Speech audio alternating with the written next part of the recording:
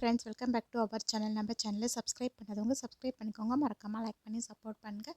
இன்றைக்கான எபிசோடில் என்ன நடக்குது பார்த்தீங்கன்னா, சிவகாமி அவங்க அண்ணன்கிட்ட நான் எந்த ஒரு தப்பும் செய்யவே இல்லைன்னு, நீ கூட என்னை நம்ப மாட்டியா, நான் தப்பு பண்ணுறவளாம், உனக்கு என் மேலே நம்பிக்கையே வரலையா அப்படின்னு சொல்லிட்டு இருப்பாங்க. அப்போ சேதுபதி இன்ஸ்பெக்டர்கிட்ட நீங்களே நான் கரெக்டாக பார்த்து விசாரித்து எதுவாக இருந்தாலும் பண்ணுங்க அப்படின்னு வந்து சொல்லிட்டு சிவகாமி அங்கேருந்து கூப்பிட்டு போவாங்க.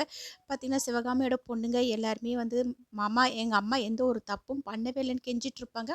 சிவகாமி பார்த்தீங்கன்னா, அவங்க கூட போயிட்டுருக்கும்போதே திரும்ப ஓடி வந்துட்டு, அவங்க அண்ணன்கிட்ட திரும்பவும் நான் எந்த ஒரு தப்பும் பண்ணவே இல்லைண்ணே, உன் காலில் விழுந்து கேட்குறேன், தயவு செஞ்சு என்னை நம்பு அப்படின்னு சொல்லிட்டு காலில் விழுந்திருப்பாங்க. அவர் பக்கத்துலேயே பாட்டி வந்துட்டு, என்னாச்சு சிவகாமி எழுந்துரு அப்படின்னு சொல்லிட்டு எழுப்புவாங்க. ஆனால் பார்த்தீங்கன்னா, அவங்க அப்படியே இறந்தே போயிடுவாங்க. அதை பார்த்த உடனே பசங்க எல்லாருமே சிவகாமி கிட்ட போயிட்டு உட்காந்து அழுதுட்டு இருப்பாங்க.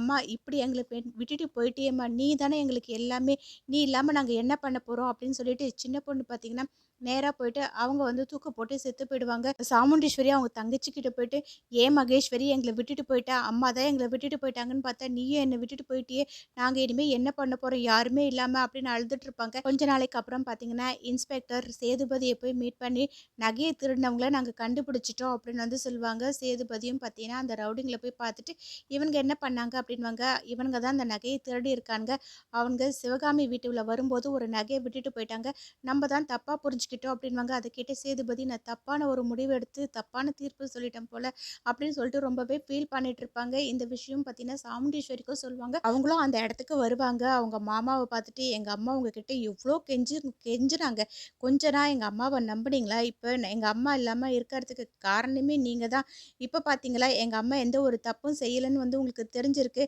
அன்னைக்கு மட்டும் அவசரப்பட்டு நீங்கள் ஒரு முடிவு எடுக்காமல் இருந்திருந்தா எங்கள் அம்மா எங்கள் கூட இருந்திருப்பாங்களே, இது எல்லாத்துக்குமே நீங்கள் தான் காரணம் அப்படின்வாங்க. அதை கேட்டு சேதுபதி என்னம்மா சொல்கிறேன், நான் என்ன பண்ணேன் அப்படின்வாங்க.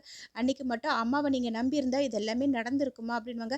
உடனே சேதுபதி இன்ஸ்பெக்டரை பார்த்துட்டு, இந்த ரவுடிங்களுக்கு நீங்கள் சரியான தண்டனை வாங்கி கொடுங்க விசாரிச்சு அப்படின்னு சொல்லுவாங்க. அவரும் வந்துட்டு சரிங்க சார், இதை உங்ககிட்ட சொல்லணுன்றதுக்காக தான் இந்த ரவுடிங்களை இங்கே கூட்டிகிட்டு வந்தேன் அப்படின்னு வந்து பேசிகிட்டு இருப்பாங்க. உடனே சாமுண்டீஸ்வரி பார்த்தீங்கன்னா அங்கே இருக்கிற அருவாவை கொண்டு வந்துட்டு அந்த சிவனாண்டியோட அப்பாவையே வந்து கூட இருக்கவங்களையும் போட்டு தள்ளிடுவாங்க. உடனே சேதுபதி என்னம்மா இப்படி பண்ணிட்டியேம்மா அப்படின்வாங்க. அதை கேட்டு சாமுண்டீஸ்வரி, பின்ன என்ன பண்ணுறது, அப்படியே விட சொல்கிறீங்களா, இவனுங்களால தானே எங்கள் அம்மா எங்களுக்கு இல்லாமல் போயிட்டாங்க அப்படின்னு வந்து அழுதுட்டு இருப்பாங்க. இதெல்லாம் கேட்ட உடனே பார்த்தீங்கன்னா கார்த்திக் ரொம்பவே ஃபீல் பண்ணிட்டு இருப்பாங்க. இதெல்லாம் கேட்டு சாமுண்டீஸ்வரியோட பொண்ணுங்களும் வந்துட்டு, அம்மா நீங்கள் பிறந்ததுலேருந்தே ரொம்ப கோவக்காரங்க நினச்சிட்டு இருந்தேன், ஆனால் உங்களுக்கு பின்னாடி இப்படி ஒரு கதை இருக்குன்றத நாங்கள் கொஞ்சம் கூட எதிர்பார்க்கவே இல்லைம்மா, எப்படி தான் இது எல்லாத்தையுமே நீங்கள் தாங்கிட்டு இருந்தீங்கன்னு தெரியவே இல்லை, நீங்கள் கோவப்படுறீங்கன்னு மட்டும்தான் நாங்கள் தெரிஞ்சுக்கிட்டோம், ஆனால் உங்களுக்கு பின்னாடி இவ்வளோ ஒரு கஷ்டம் இருக்குன்றது எங்களுக்கு தெரியாமலே போயிடுச்சும்மா, எப்படி தான் இதெல்லாம் நீங்கள் தாங்குனீங்க அப்படின்னு சொல்லிட்டு இருப்பாங்க.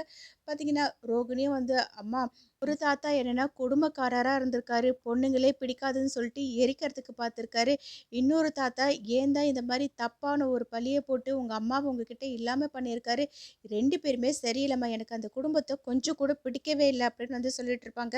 அப்போ சுவாத்தியும் வந்து, அம்மா அவங்க அந்த மாதிரி இருப்பாங்கன்னு நான் எதிர்பார்க்கவே இல்லைம்மா, இவ்வளோ பெரிய கஷ்டத்தை நீங்கள் எப்படி தான் தாங்கிட்டு இருந்தீங்கன்னு எனக்கு தெரியவே இல்லை, இதனால தான் நீங்கள் எங்ககிட்ட இந்த மாதிரி நடந்துக்கிட்டீங்களாம்மா அப்படின்வாங்க. அதை கேட்ட சாமுண்டீஸ்வரியும், இதனால தான் எனக்கு ஆம்பளைங்களை கண்டாலே சுத்தமாக பிடிக்கவே இல்லை, நான் ஏன் இந்த மாதிரி இருக்கேன்றது இப்போ வச்சு உங்களுக்கு புரியுதா, ஏன்னா வாழ்க்கையோட ஒவ்வொரு கட்டத்துலேயும் ஆம்பளைங்க எந்த அளவுக்கு மோசமானவங்கன்றத நான் என் வாழ்க்கையில் கற்றுக்கிட்ட பாடம், அதனால தான் ஆம்பளைங்களை நான் மதிக்கிறதே கிடையாது, அவங்கள கண்டாலே எனக்கு பிடிக்காமல் இருக்குது அப்படின்னு வந்து சொல்லிட்டு இருப்பாங்க. அதை கேட்ட கார்த்திக்கும் பார்த்தீங்கன்னா ஃபீல் பண்ணி பார்த்துட்டு இருப்பார். இப்படி இந்த எபிசோட் எண்ட் ஆகும். நெக்ஸ்ட் எபிசோடில் என்ன நடக்குதுன்னு நம்ம சேனல் லைக் பண்ணுங்கள், ஷேர் பண்ணுங்கள், மறக்காமல் சப்ஸ்கிரைப் பண்ணிக்கோங்க. தேங்க்யூ.